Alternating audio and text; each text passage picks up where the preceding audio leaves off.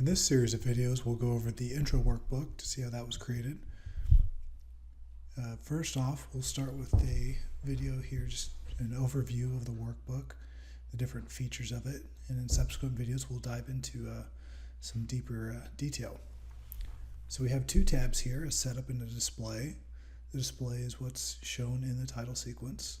So we have our Learn Excel with Josh, we have our graph.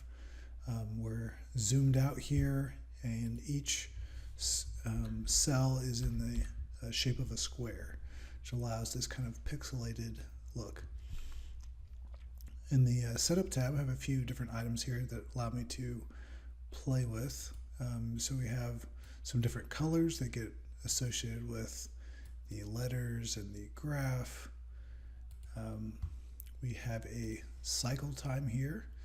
This was done to give the kind of the impression of an animation as things come through, as they get drawn. I can play with the timing to increase it so it takes longer or decrease it so it's shorter. I settled on roughly 1 millisecond here, which seemed to work best.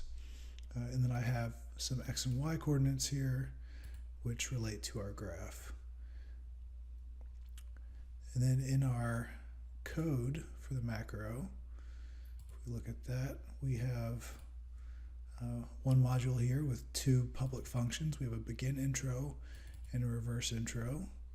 So the reverse will allow us to